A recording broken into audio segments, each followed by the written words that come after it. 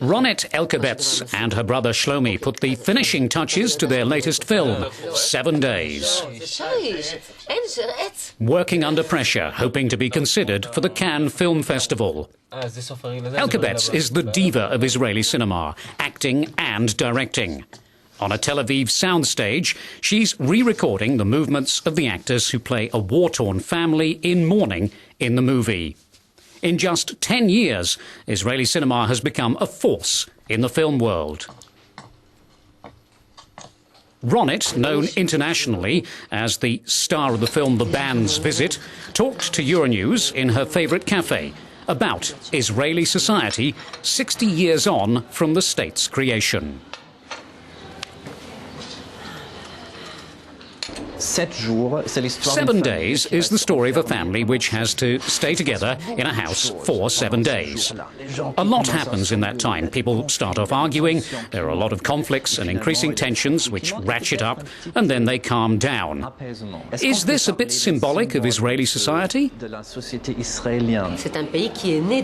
is a country which was born in front of the camera. In other words, it was filmed from its creation until the present day. The State of Israel has been full-face in front of the entire world with everything that occurred, with the conflict with the Palestinians, which is at the center of everything. But people don't actually know anything about Israeli society. So how are the changes in Israeli society reflected in the changes in Israeli cinema? It's incredible what's going on right now. In cultural terms, there's this incredible renaissance and extraordinary things are happening.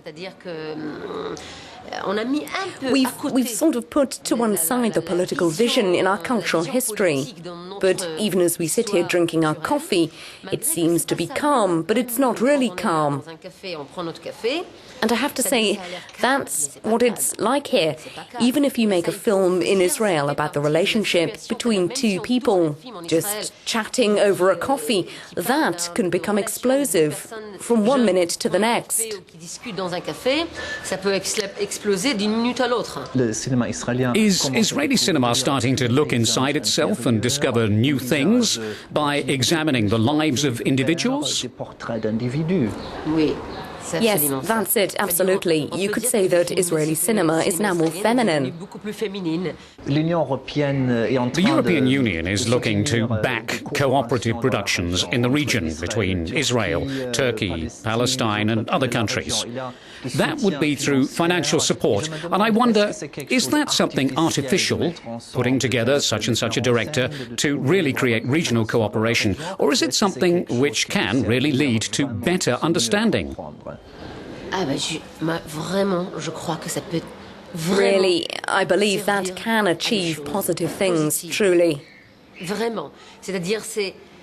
The government can't do it. It's what we can do. The ordinary people, the artists who can create true dialogue. What do we need to do?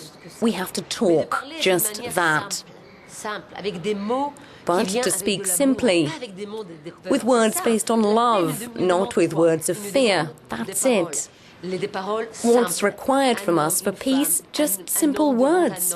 A man, a woman, a man with a man, two women, all just getting together, talking to each other in an open way, accepting the other people as they are. 60 years after the creation of the State of Israel, I'm interested in where that society is now and what inner truths they can get from your films.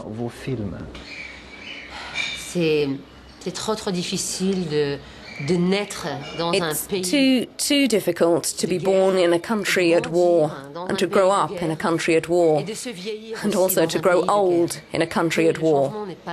That nothing changes. All that we do comes from this situation, a mix which is neither peace, nor war, nor black or white, but something in the middle.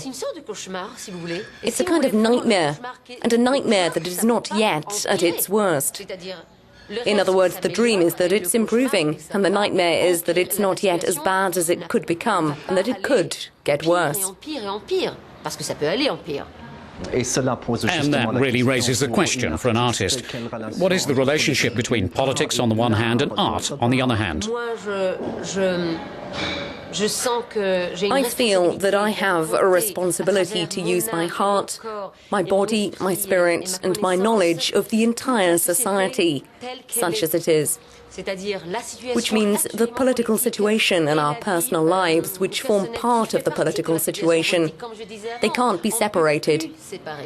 I get the impression that Israeli cinema is very influenced by documentaries. Is it risky to be so very attached to reality, to real, personal stories? The success of Israeli cinema started at the time when people started to film things in a documentary way. In the country, what was happening on the streets and in people's lives. They're intimate stories, nevertheless, but Europe also tells intimate stories. Is that perhaps what they have in common, Israeli and European films, this delving into intimacy? It's our common point, absolutely. The country has 6 million inhabitants and 15 or 20 different cultures from all over the world, and they all live on top of each other. That's